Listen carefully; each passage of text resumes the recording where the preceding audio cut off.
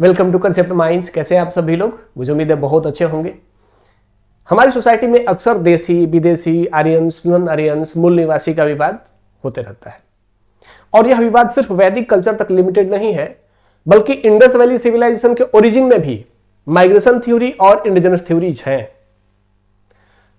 और क्योंकि विवाद है, इसीलिए चाहे वो यूपीएससी हो या फिर स्टेट कमीशन हो, ये भी अक्सर इस पर, इन माइग्रेशन थ्योरीज पर क्वेश्चन बनाते रहते हैं, पूछते रहते हैं।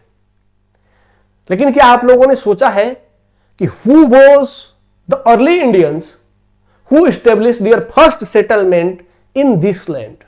कौन था वो पहला व्यक्ति जिसने कि इस भारत भूमि पर अपना पहला सेटलमेंट बनाया? आज के हिस्ट्री डिकोडेड सीरीज में हम इसी को जानने की कोशिश करेंगे। एक्चुअली इसको लेकर के भी दो प्रकार की विवाद हैं। अर्ली इंडियंस को लेकर के भी, अर्ली इंडियंस, इसमें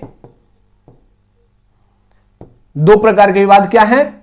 एक तो है माइग्रेशन थ्योरी, जो कहता है कि इंडिया में ह्यूमन पहली बार यहां पर ओरिजिनेट नहीं हुए, बल्कि वो कहीं से माइग्रेट होकर के आए और उन्होंने यहां पर पहली ह्यूमन सेटलमेंट बनाई।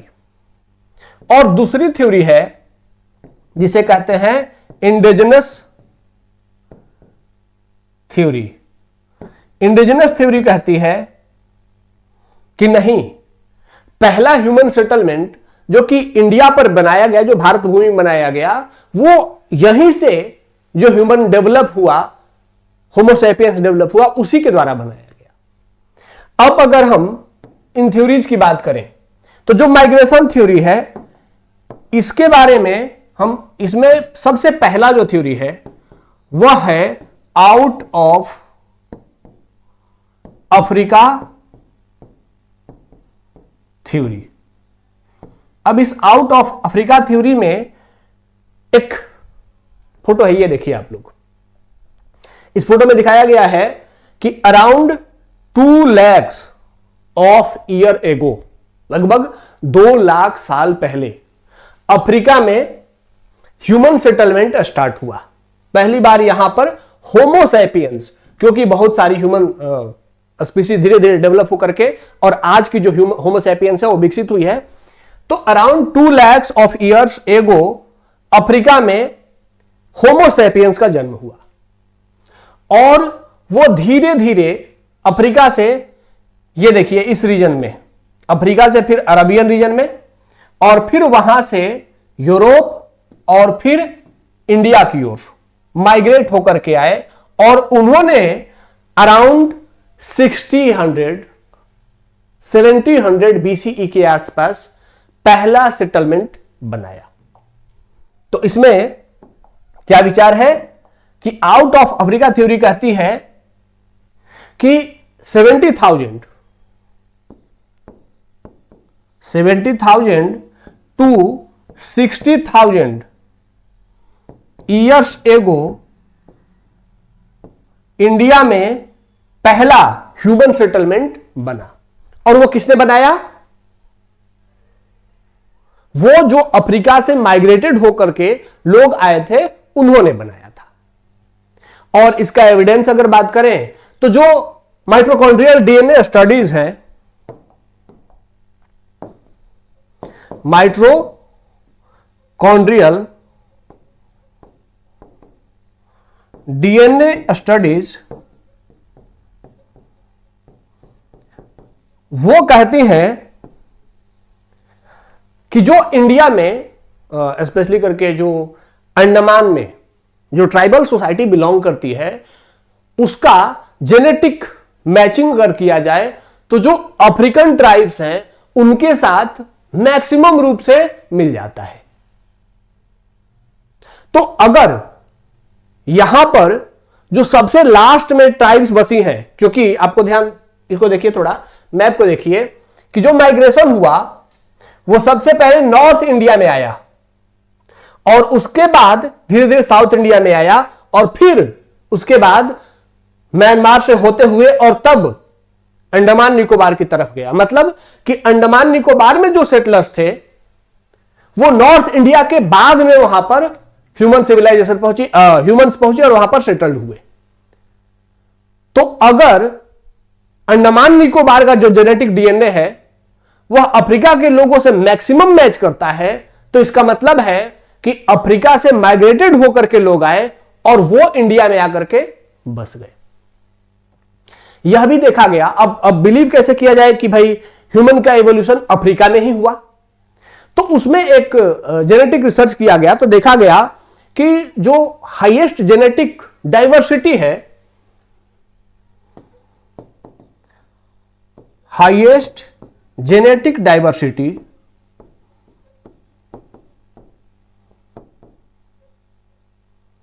वह अफ्रीकन लोगों में है। तो जेनेटिक डाइवर्सिटी जिनमें सबसे अधिक होगी, इसका मतलब है कि वो सबसे पुराने होंगे। सबसे पुराने हैं तो उनमें बहुत सारे ह्यूमंस का जीन मैच किया। जिनमें जेनेटिक डाइवर्सिटी कम है, इसका मतलब है कि वो अभी नए हैं। ठीक है, तो अफ्रीकन्स में जेनेटिक डाइवर्सिटी सबसे अधिक देखी गई, तो इससे अंदाजा लगाया गया कि अफ्रीका में ही शायद सबसे पहले ह्यूमन सेटलमेंट डेवलप हुआ और उसके बाद वहां से माइग्रेटेड होकर के सिविलाइजेशन आगे बढ़ी। ठीक है, अब एक थ्योरी तो यह है कि आउट ऑफ अफ्रीका थ्योरी। एक दूसरी थ्योरी जो कि इंडिजिनस थ्योरी है, वो मानती है कि ऐसा नहीं है। जो फर्स्ट ह्यूमन जो कि होमो सैपियंस था, उसका ओरिजिन इंडिया में हुआ था और इसी को लेकर के एक हाइपोथेसिस डेवलप हुआ, आउट ऑफ इंडिया हाइपोथेसिस। और यह हाइपोथेसिस क्या कहता है? यह कहता है कि पहली बार होमो सैपियंस का जन्म इस भारत भूमि पर हुआ और यहीं से पूरी दुनिया में होमो सैपियंस माइग्रेट होकर के गए। अब इसके एविडेंस की अगर बात करें तो इसमें होमो सैपियंस के एविडेंस में पहला एविडेंस है नर्मदा रिवर, जो नर्मदा वैली है मध्य प्रदेश और गुजरात के बीच में जो नर्मदा रिवर बहती है, उस नर्मदा वैली में हमें एक स्पीसीज का स्कूल मिला, एक खोपड़ी मिली, और जब उसकी डीएनए फिंगरप्रिंटिंग की गई तो उसमें देखा गया कि वह होमो सैपियंस का नहीं है, बल्कि वह होमो इरेक्टस का है। किसका है? होमो इरेक्टस, जो कि होमो सैपियंस से पहले था। तो अब यहां से एक क्वेश्चन बनना शुरू हो गया कि अगर होमो इरेक्टस जो कि होमो सैपियंस से पहले था, उसकी स्कूल, उसकी खोपड़ी अगर नर्मदा वैली में मिल रही है, और कुछ लोग कह रहे हैं कि जो होमो सैपियंस है वह अफ्रीका से माइग्रेट होकर के आया और वहीं पर चूंकि होमो सैपियंस किसी एक प्रजाति से डेवलप होकर आया था, तो वह होमो इरेक्टस से डेवलप होकर होमो सैपियंस बना था। तो अगर इंडिया में होमो इरेक्टस मिलता है तो अफ्रीका से माइग्रेट होकर के होमो इरेक्टस के आने और उसके बाद यहां पर होमो सैपियंस के विकसित होने की संभावना कम है, जबकि होमो इरेक्टस के अगर यहां एविडेंस मिल रहे हैं तो यही उसके फिर आगे बढ़ करके होमो सैपियंस के होने की पॉसिबिलिटी है। सिर्फ एक ही नहीं बल्कि एक और एविडेंस हमें मिला, और वह था नर्मदा वैली में तो है, लेकिन दूसरा एक मिला शिवालिक हिल्स में। दूसरा एविडेंस कहां मिलता है? शिवालिक हिल्स में।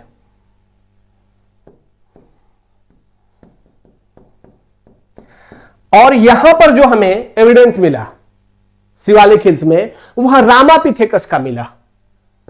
यहां पर भी हमें एक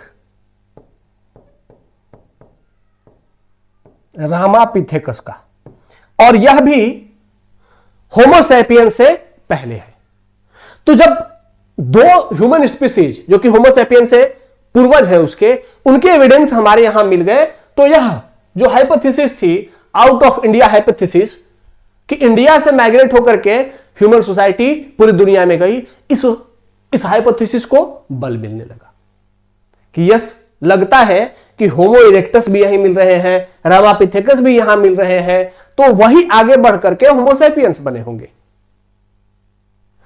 लेकिन क्योंकि हमारे पास बहुत लिमिटेड एविडेंस ऐसे मिले हैं और अफ्रीका में यही होमो इरेक्टस, रामापिथेकस और उसके भी और पहले के जो स्कूल्स हैं वो बहुत अधिक संख्या में मिले हैं, इसीलिए आउट ऑफ अफ्रीका थ्योरी को वाइडली एक्सेप्ट किया गया और आउट ऑफ इंडिया हाइपोथेसिस अभी भी एक हाइपोथेसिस बनकर के रह गया। इसका मतलब है कि अभी भी यही माना जाता है वाइडली कि दुनिया में अफ्रीका से ही इंसान माइग्रेट होकर के पूरी दुनिया में गया और इंडिया में भी वहीं से आया। इसका मतलब the early Indians were not from India but from Africa.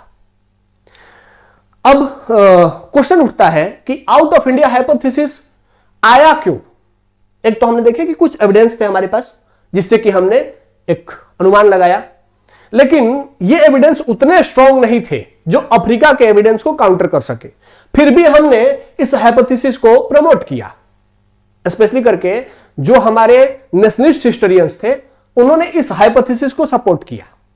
क्या कारण था? तो इसका कारण था, पहला कारण था व्हाई दिस हाइपोथेसिस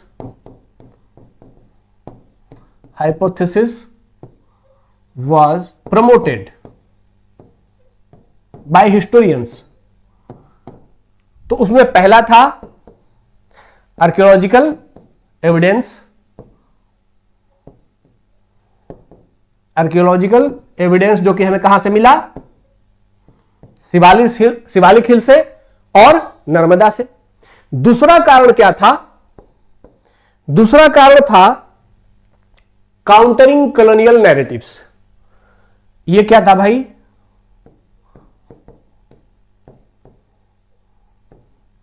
अब इसमें हमारे जो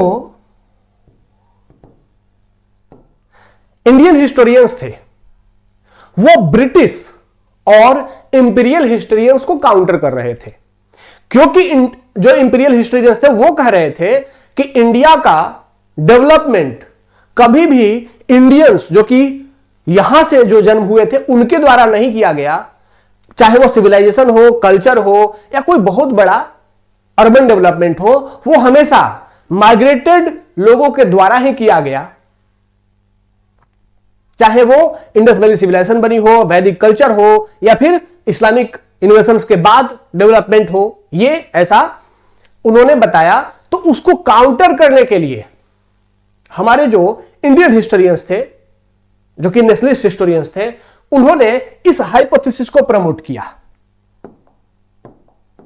कि ऐसा नहीं है, वैदिक कल्चर भी हमने बनाया है, इंडस वैली सिविलाइजेशन भी हमने ही डेवलप किया है, और इतना ही नहीं, पहला ह्यूमन सेटलमेंट जो इंडिया में बना वह भी किसी इंडियंस के द्वारा ही बनाया गया था।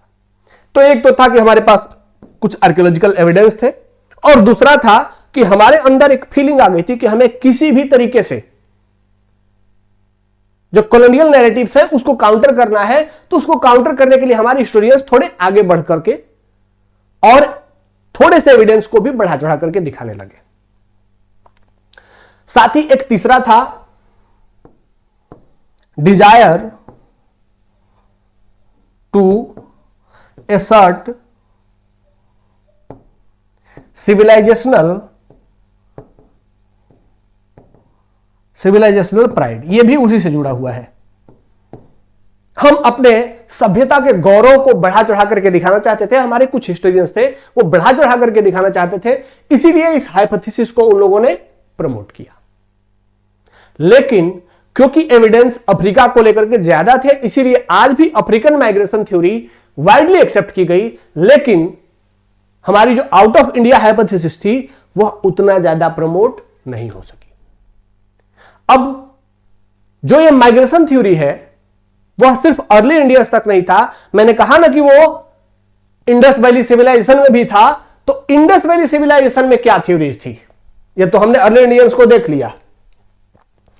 अब इंडस वैली सिविलाइजेशन को लेकर के हम सभी जानते हैं कि जो पंजाब का रीजन है, उसी रीजन में मोस्टली पंजाब, गुजरात, राजस्थान, सिंध, बलूचिस्तान का जो पाकिस्तान का प्रोविंस है, उन्हीं रीजन में इंडस वैली सिविलाइजेशन डेवलप हुई। अब इसको लेकर के भी दो थ्योरीज बन गई। पहली थ्योरी थी इंडस वैली सिविलाइजेशन, यहां पर भी दो थ्योरी आ गई। यहां पर भी माइग्रेशन थ्योरी और इंडिजिनस ओरिजिन थ्योरी। ठीक है, तो दो प्रकार की थ्योरी इंडस वैली सिविलाइजेशन के डेवलपमेंट में भी आ गई। कुछ लोगों ने कहा कि इंडस वैली सिविलाइजेशन इंडियंस ने नहीं, बल्कि जो बाहर से माइग्रेट होकर के आए उन लोगों ने इस सिविलाइजेशन को डेवलप किया। इंडियंस ने इसको डेवलप नहीं किया। अब इसमें जो सबसे पहला विचार आया वो माइग्रेशन थ्योरी में, वह विचार था मेसोपोटामिया ओरिजिन थ्योरी।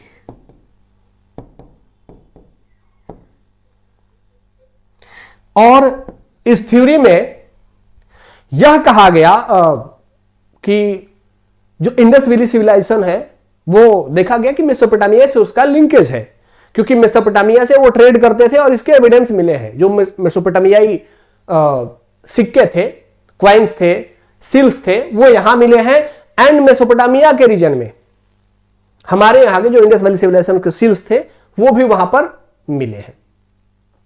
तो इसी को लेकर के गार्डन चाइल्ड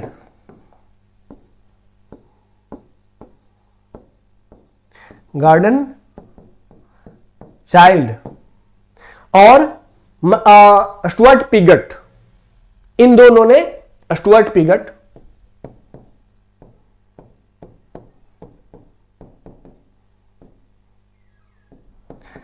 दोनों ने यह थ्योरी दिया कि इंडस वैली सिविलाइजेशन का ओरिजिन भी इंडियंस के द्वारा नहीं किया गया, बल्कि यह भी मेसोपोटामिया के लोगों ने आकर के माइग्रेट होकर के वो इंडिया आए और यहां आकर के उन्होंने इंडस वैली सिविलाइजेशन को स्टैब्लिश किया। यह सिर्फ एक मेसोपोटामियन ओरिजिन थ्योरी नहीं, एक और ओरिजिन थ्योरी आया। जब इस थ्योरी को कुछ लोगों ने काउंटर कर दिया तो एक और थ्योरी डेवलप हुआ, and that theory was Aryan origin theory.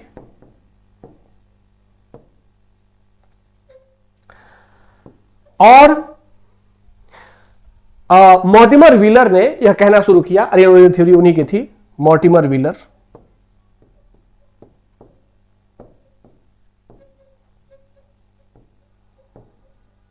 इन्होंने आर्यन ओरिजिन थ्योरी दी और इन्होंने कहा कि नहीं, इंडस वैली सिविलाइजेशन के लोग, मेसोपोटामिया के लोगों ने इंडस वैली सिविलाइजेशन नहीं डेवलप की, बल्कि जो सेंट्रल एशिया से आर्य आए उन आर्यों ने आकर के इंडस वैली सिविलाइजेशन डेवलप की।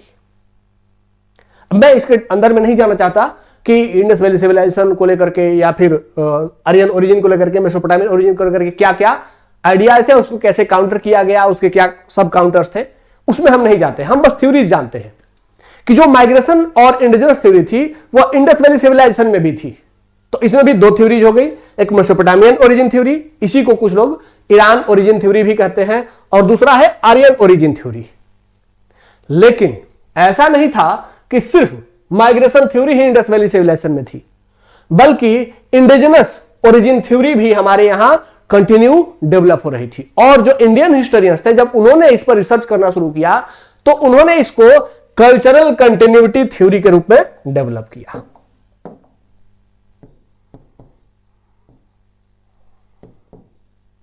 Cultural continuity theory.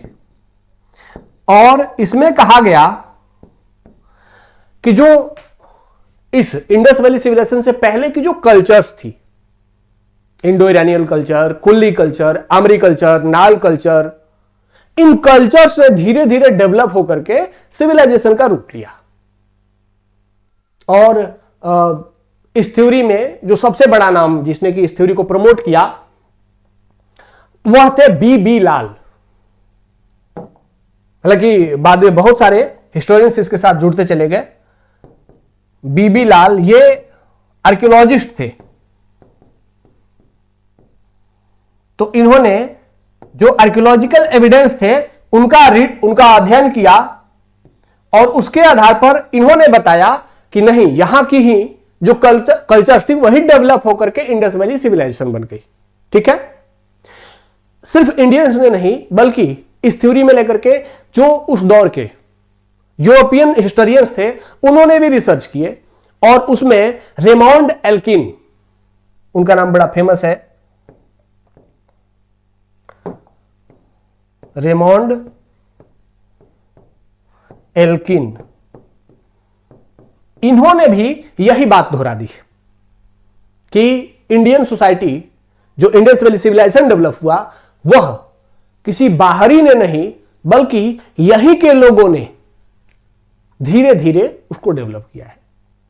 फिर उसमें बाद में जिम सेफर का और डीपी अग्रवाल जैसे स्कॉलर्स का नाम भी जुड़ गया।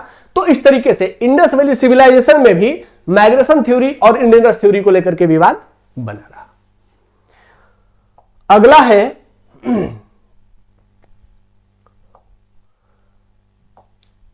वैदिक culture, Aryans and non Aryans का विवाद, जो कि आज भी बहुत फेमस है। अब वैदिक कल्चर को लेकर के क्या विवाद है भाई, इसको देख लेते हैं, क्योंकि सबसे ज्यादा कमीशंस ने भी इसी टॉपिक से क्वेश्चन पूछे हैं, माइग्रेशन थ्योरीज को लेकर के। और यहां पर इंडियन स्कॉलर भी माइग्रेशन थ्योरी को लेकर के अभी अपने ओपिनियन पर कोई कंप्लीट ओपिनियन अभी तक देने में पूर्णतः सफल नहीं रहे हैं। हालांकि इसमें काफी अच्छा खासा काम हुआ है, लेकिन वैदिक कल्चर में भी दो थ्योरीज हो गई, माइग्रेशन थ्योरी और इंडिजिनस थ्योरी। अब माइग्रेशन थ्योरी में जो सबसे पहला थ्योरी आया वह था आर्यन इन्वेशन थ्योरी। सबसे पहला क्या था? Aryan invasion theory. और इस थ्योरी में आर्यन इन्वेशन थ्योरी का मतलब है कि आर्यों ने यहां पर आक्रमण किया और वो सेंट्रल एशिया से आए थे, उन्होंने यहां पर आक्रमण किया, यहां की जो सोसाइटी थी उसको डिस्ट्रॉय किया और फिर यहां पर एक नई कल्चर को डेवलप किया। और इस आर्यन इन्वेशन थ्योरी को प्रमोट किया मैक्स मूलर ने। Max Muller, he was an German scholar, German historians थे। इन्होंने आर्कियोलॉजी पे बहुत अच्छा काम किया था एंड ओरिएंटलिस्ट थे। तो जो ब्रिटिश रूल एस्टेब्लिश हुआ था इंडिया में, उसके पहले फेज में इन्होंने बहुत अच्छा खासा काम किया। तो इन्होंने ही आर्यन इन्वेशन थ्योरी दिया और इन्होंने कहा कि जो आर्यंस थे जिन्होंने की वैदिक कल्चर बनाई वो कहां से आए थे? वो सेंट्रल एशिया से आए थे। ओके, लेकिन इन्वेशन का मतलब होता है कि अटैक किया गया और वहां के लोगों को बड़े स्तर पर मारा गया और फिर उसके बाद वहां पर अपनी कल्चर एस्टेब्लिश की गई। लेकिन जब बाद में आर्कियोलॉजिकल सर्वे हुए तो उसमें कोई बड़े स्तर पर ह्यूमन सेटलमेंट डिस्ट्रॉय करना या लोगों को मारने के एविडेंस मिले नहीं। तो फिर आर्यन इन्वेशन थ्योरी के स्थान पर एक और दूसरी थ्योरी डेवलप हो गई और वो दूसरी थ्योरी थी आर्यन माइग्रेशन थ्योरी।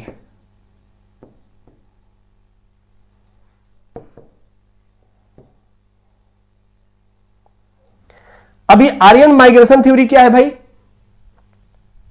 तो जो हमारे यहां के भी मार्क्सिस्ट स्कॉलर्स रहे हैं, जैसे रोमिला थापर जैसे लोग, या और भी जो रहे हैं, स्पेशली करके मार्क्सिस्ट ही, आर एस शर्मा भी, वो यही ओपिनियन रखते हैं कि आर्यंस विदेशी थे, सेंट्रल एशिया से या स्टेपीज रीजन से यहां आए, और उन्होंने लेकिन अटैक नहीं किया, उन्होंने कोई इन्वेशन नहीं किया, बल्कि वो धीरे धीरे ड्यूरिंग अ टाइम आते गए यहां पर आकर के बसते गए, और धीरे धीरे यहां के लोगों के साथ घुल मिल गए, और उन लोगों ने एक सभ्यता, एक सिविलाइजेशन डेवलप कर दी, वैदिक सिविलाइजेशन।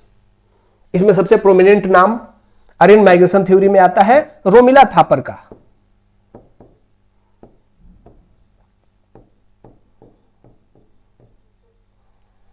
मतलब जितने भी हमारे मार्क्सिस्ट हिस्टोरियंस हैं, मैक्सिमम वो इस बात से अग्री है कि आर्यन माइग्रेशन थ्योरी, मतलब आर्यन आए, बाहर से आए, माइग्रेट होकर के आए, इधर फ्रॉम सेंट्रल एशिया और फ्रॉम जो साइबेरियन रीजन, स्टेपीज रीजन था, वहां से माइग्रेट होकर के आकर के इन्होंने यहां पर एक सिविलाइजेशन डेवलप किया। लेकिन इन्होंने ये बात कहा कि नहीं, वो इन्होंने इन्वेशन नहीं किया था, अटैक नहीं किया था, बल्कि धीरे धीरे माइग्रेट होकर के आए, और एक ही बार नहीं आ गए, धीरे धीरे आते गए बसते गए, क्योंकि यहां की जो भूमि थी वो काफी उपजाऊ थी, लैंड वॉज वेरी फर्टाइल, सो आकर के इस फर्टाइल लैंड के आसपास बसते गए, और उन्होंने धीरे धीरे एक सिविलाइजेशन डेवलप कर दिया।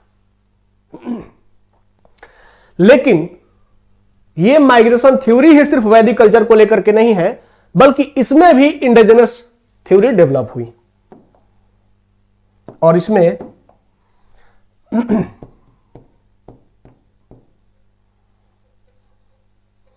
जो इंडिजिनस थ्योरी सबसे पहली आई, वह थ्योरी थी सिविलाइजेशनल कंटिन्यूटी थ्योरी।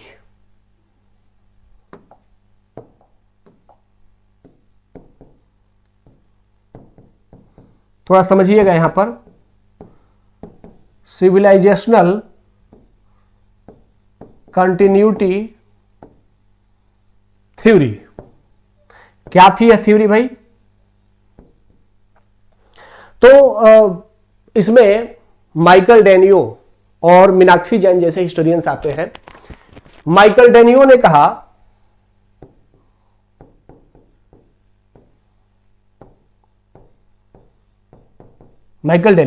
इन्होंने सरस्वती रिवर के आसपास सर्वे किया, जो पुरानी सरस्वती रिवर थी, तो उसमें उन्होंने सिविलाइजेशनल कंटिन्यूटी के एविडेंस देखे। तो उन्होंने देखा कि जो वैदिक कल्चर के प्राइमरी एविडेंस हैं, उनका time frame Indus valley civilisation के टाइम फ्रेम से मैच कर जाता है।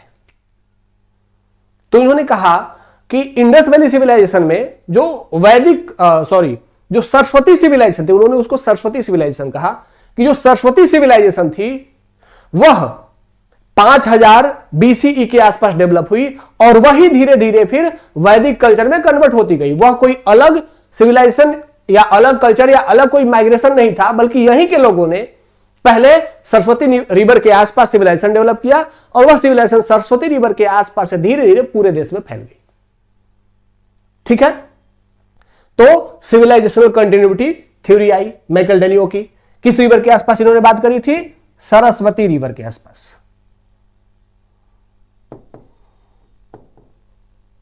और इसी कंटेक्स्ट में एक दूसरा प्रोमिनेंट नाम है मीनाक्षी जैन का। मीनाक्षी जैन ये भी नेशनलिस्ट हिस्टोरियन है, बहुत प्रोमिनेंट हिस्टोरियन है। इन्होंने भी यह कहा कि नहीं, इंडस वैली सिविलाइजेशन और वैदिक कल्चर ये दोनों अलग नहीं थी, बल्कि इंडस वैली सिविलाइजेशन के लोगों ने ही आगे वैदिक कल्चर को प्रमोट किया। और क्योंकि इंडस वैली सिविलाइजेशन के सील्स को, उनके स्क्रिप्ट को अभी तक पढ़ा नहीं गया है, इसीलिए लोगों में ये कुछ कंट्राडिक्शंस हैं, लेकिन इन रियलिटी दोनों एक ही हैं, अलग अलग नहीं है। ठीक है, इसके साथ साथ एक टाइम के साथ एक उत्तर प्रदेश में एक स्थल है सिनौली, उत्तर प्रदेश के बागपत डिस्ट्रिक्ट में एक जगह है सिनौली, और हरियाणा में एक जगह है राखीगढ़ी, जो कि इंडस वैली सिविलाइजेशन से तो जुड़ा हुआ ही है।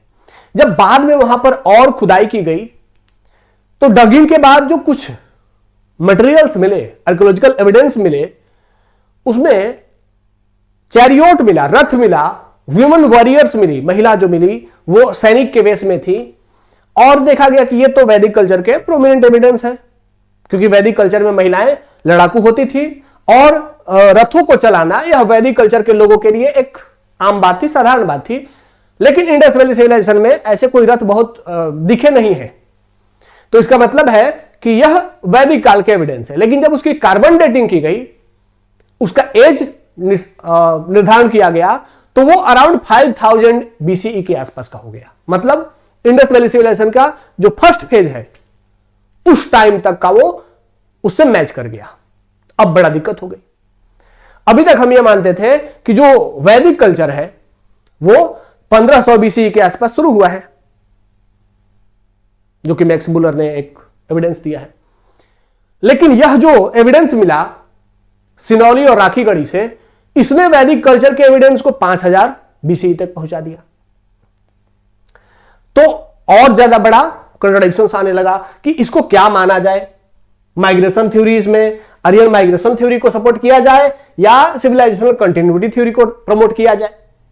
तो ऐसे में अभी इस पर और ज्यादा रिसर्च किया जा रहा है।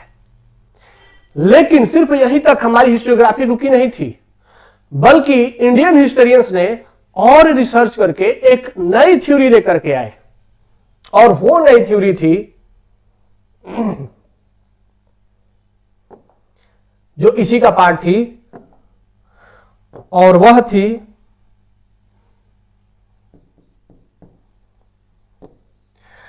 Out of India theory. क्या थी आउट ऑफ इंडिया थ्योरी? तो इसमें जो कॉर्नाड एल्स्ट हैं या फिर बीबी लाल हैं, इन्होंने जब आर्कियोलॉजिकल साइट्स के अध्ययन किए तो इनका मानना था कि जो वैदिक कल्चर है या जो आर्यंस हैं उनका ओरिजिन इंडिया में हुआ, लेकिन यहां इंडिया से ही माइग्रेट होकर के पूरे दुनिया में वो जाकर के बस गए। जब उन्होंने एक इंडो यूरोपीय लैंग्वेज है जिसको भारोपीय कहा जाता है हिंदी में, तो जो इंडियन यूरोपीय लैंग्वेज थी, स्क्रिप्ट्स थी, उन पर रिसर्च किया, तो उसमें भी इन्होंने जो प्राइमरी संस्कृत थी उसका एविडेंस देखा, और उसके साथ साथ इन्होंने वैदिक कल्चर का जो टाइम था, जो आर्कियोलॉजिकल सपोर्ट मिल रहा था 5000 साल पुराना, तो उसको बेस बना करके देखा कि यूरोप में जो आर्यन सिविलाइजेशन मिली है, चाहे वो जर्मनी में हो या फिर रूस में हो, वो बहुत बाद की है। तो बाद की अगर है तो इसका मतलब कि इंडिया में 5000 साल पहले थे, तो यहां इंडिया से ही माइग्रेट होकर के आर्यंस पूरे दुनिया में गए थे। अब इसके लिए कौन कौन से हैं? कोइनराड, एल्स्टे और बीबी लाल, इन्होंने यह एविडेंस दिए। तो इस तरह से आज भी जो हम आपस में डिस्कस करते हैं कि मैं मूल निवासी हूं, तुम विदेशी हो, तुम आर्यंस हो, तुम नन आर्यंस हो, इसको लेकर के आज तक डिबेट है। जो फर्स्ट ह्यूमन सेटलमेंट इंडिया में हुआ उसको लेकर के स्ट्रांगली बिलीव किया जाता है कि वह किसी इंडियंस के द्वारा नहीं डेवलप हुआ, बल्कि वह अफ्रीका से माइग्रेटेड होकर के जो आए थे उनके द्वारा बसाया गया। अगर इस आधार पर देखा जाए तो हम सभी इंडियंस, जो रूट है वो इंडिया का नहीं है, बल्कि हम सभी माइग्रेटेड होकर के आकर के बसे हैं। लेकिन हिस्ट्री में इन सब चीजों को जानना बहुत जरूरी होता है, और हिस्ट्री में हम किसी भी एक पक्ष को लेकर के, अपने इमोशनल फीलिंग्स को लेकर के इमोशनल बायस नहीं हो सकते। जो रियल एविडेंस है उसको एक्सेप्ट करना ही होता है।